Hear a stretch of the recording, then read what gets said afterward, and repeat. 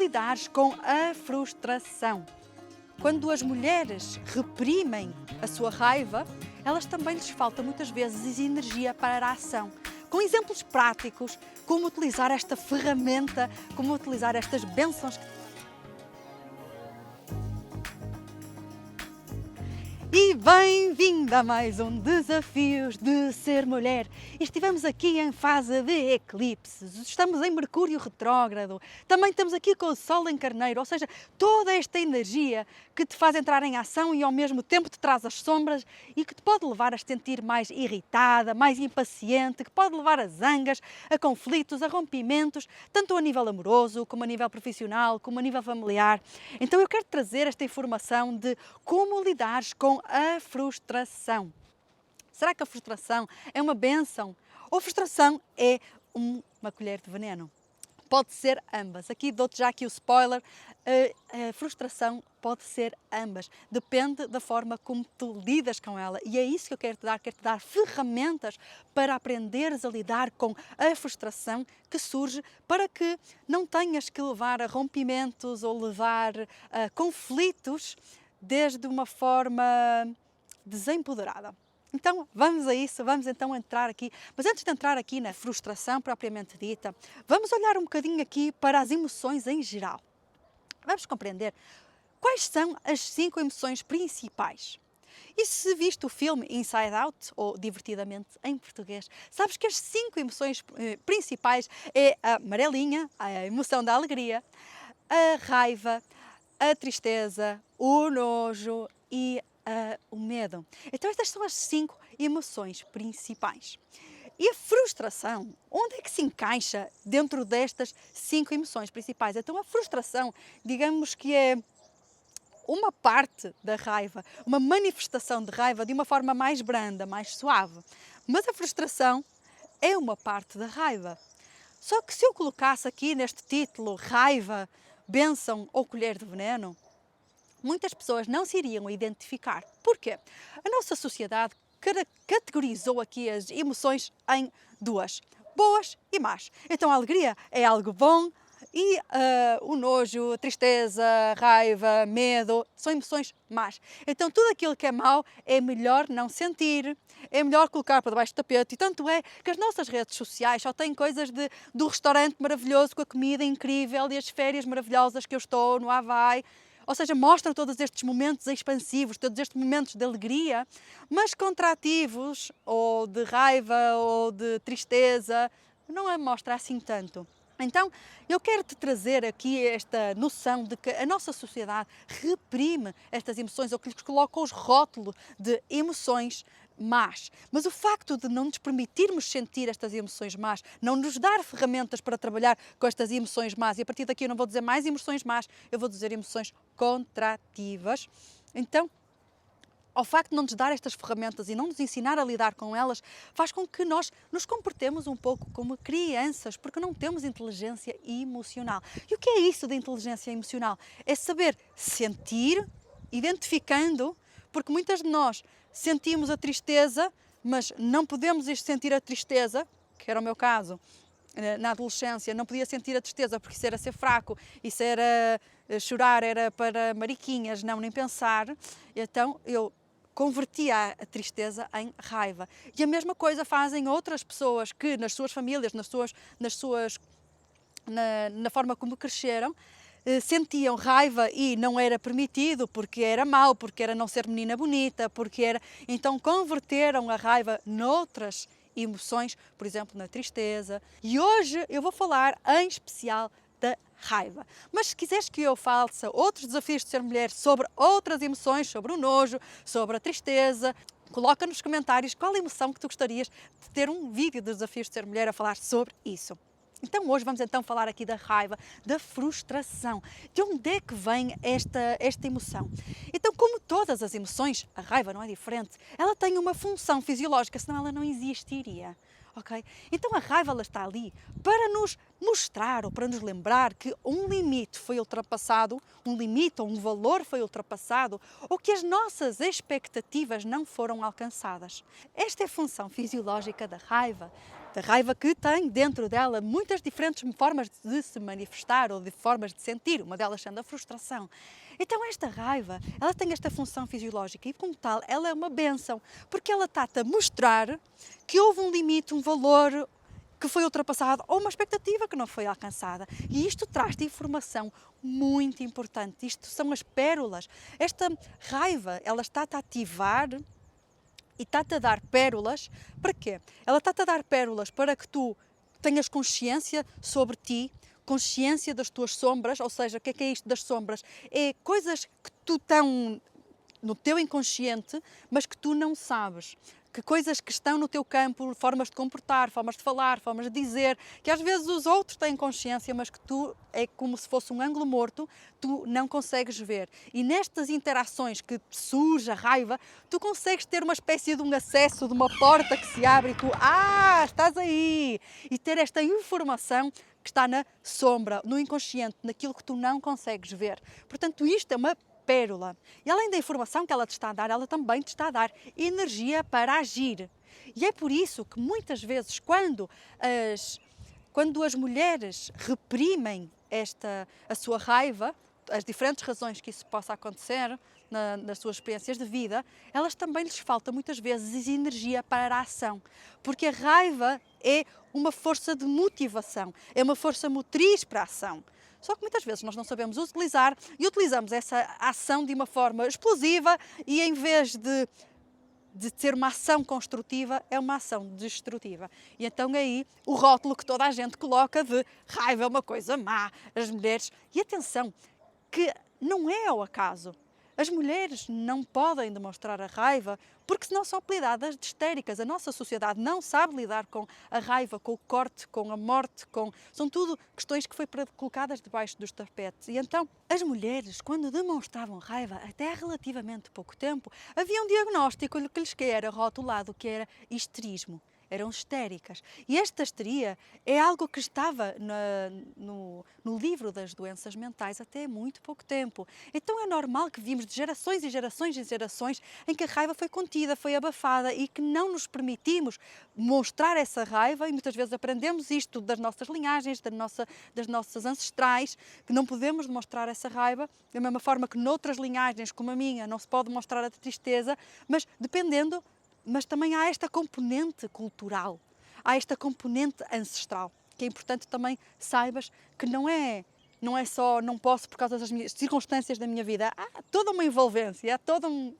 Mas agora compreendemos que a raiva pode ser uma bênção, vamos compreender então, com exemplos práticos, como utilizar esta ferramenta, como utilizar estas bênçãos que te traz a raiva. Por exemplo, na questão de um limite que é ultrapassado. Então vamos supor que estás numa fila do banco e que alguém passa à frente e aquilo te incomoda. Aquilo te incomodar significa que há uma regra e a regra é vão ser atendidos por ordem de chegada e alguém ultrapassa essa regra. Então isso faz-te sentir injustiça, faz-te sentir frustração, faz-te sentir zanga, faz-te sentir qualquer manifestação de raiva. E esse sentimento está-te a dizer que um limite foi ultrapassado. Um limite teu foi ultrapassado. E está-te a convidar a entrar em ação. Está-te a convidar a ir ter com aquela pessoa e dizer, olha, a regra é atendimento por ordem de chegada, eu cheguei primeiro, há uma fila, porque é que está a ultrapassar a fila? Só que o que muitas vezes acontece é que nós não processamos essa informação. Nós vamos logo em modo, porque é que está a passar a fila? Tipo... E outra pessoa sente-se atacada. Quando a outra pessoa se sente atacada, o que ela vai fazer? Ela vai se defender. Como é que ela se vai defender? Atacando. E então entramos ali num bate-bocas e num ataca, contra-ataca, que não leva a lado nenhum. Agora, se, ok, isto mexe comigo, isto incomoda-me, o que é que isto me incomoda, qual é o meu limite, ok? Se há alguma forma de eu expressar a minha raiva interiormente, tipo um grito mudo, dentro de mim, explodir, e depois de haver a minha explosão e de eu estar calma e serena, então eu vou ter com outra pessoa e, olha, há uma fila, eu estou a aguardar a minha vez. Estou-me a sentir incomodada de ter sentido que me passou à frente. E outra pessoa pode dizer, eu só vim aqui ter com o meu filho que estava na fila à espera. E assim se evita uma discussão. Por exemplo, ok? Então isto é uma forma de quando os limites são ultrapassados. Outra questão é quando os valores são ultrapassados. E quando são os valores ultrapassados, por exemplo, para mim, pessoalmente, eu adoro animais. E ver alguém fazer mal, ou não dar comida, ou tratar mal, ou nem falar em abusos físicos, porque me salta a tampa, mas para mim é um valor. E quando eu vejo uma situação que atinge o meu valor, aquilo vai-me incomodar profundamente. E aquilo vai me incomodar profundamente. E se eu for, mais uma vez, em modo raiva, eu não vou conseguir nada, porque eu vou atacar, a outra pessoa vai atacar e não vamos chegar a lado nenhum. Agora, se eu posso canalizar a minha raiva para a ação. E canalizar a minha raiva pode ser para instruir, fazer tipo um donativo, ou ir até um local, uma associação local, por exemplo, de agricultores, e fazer uma ação de informação sobre os animais, as necessidades dos animais, as emoções, etc, etc, etc. Ou seja, eu posso canalizar a raiva para algo positivo. Posso canalizar para uma ação construtiva. Então é isso. Nós podemos utilizar a raiva para destruir, para cortar, mas muitas vezes o que acontece é que nós decidimos queimar pontes enquanto estamos a atravessá-las e corre mal para nós. E então aí a raiva torna-se uma colher de veneno, a frustração torna-se uma colher de veneno. Mas, quando nós utilizamos esta raiva de uma forma sábia, então ela pode se tornar uma bênção. É o que eu digo, se as sufragetes não tivessem sentido raiva, não tivessem feito a revolta dos sutiãs, não tivessem se manifestado, ainda hoje não podíamos votar. Agora elas canalizaram a raiva para algo construtivo, para conseguirem o direito ao voto, por exemplo. Então, é como é que eu posso usar esta energia, esta emoção para algo construtivo. E muitas vezes nós utilizamos esta energia para apontar o dedo e julgar. E dou-te um exemplo. Uma das coisas que eu defendo é a emancipação da mulher, e uma das coisas que eu digo é que em o tempo da Inquisição teve um grande impacto nas mulheres do dias de hoje, na castração do pensamento, na castração do corpo, na castração do conhecimento. Então, quando eu falo dos tempos da Inquisição, quando eu falo desta parte da religião, isto causa uma grande raiva e uma grande revolta. E a minha tendência é apontar o dedo porque fizeram, porque aconteceram. E o que eu me esqueço é que tenho 4 dedos a apontar para mim. Ou seja, se aquilo me incomoda tanto, não é? Desde a minha perspectiva, e é uma perspectiva que há várias vidas, esta é uma vida, mas nós já vivemos milhares de vidas antes, e se fizer sentido para ti, muito bem, se não fizer sentido para ti, joga no lixo esta ideia, está tudo bem. Mas para mim, tenho este conceito bem presente de que existem várias vidas. Então, se isto me está a causar tanta raiva, me incomoda tanto, muito provavelmente eu fui um dos inquisidores. Eu fui uma das pessoas que matei, uma pessoa que torturei, uma pessoa que fiz aquelas coisas horríveis que agora condeno veementemente. Então é importante compreendermos que a nossa justiça humana, o que é justo, o que é injusto, é algo muito limitado no grande vasto da informação do universo. Então, quando tirares o dedo para apontar, é lembrar-te que tens 4 a apontar para ti. E que provavelmente, se não nesta vida, talvez numa outra vida, tenhas feito semelhante. E atenção, isto não é agora paz e amor, desculpar toda a gente, porque eu numa vida passada de certeza que já fiz uma coisa qualquer. Não é esta a ideia.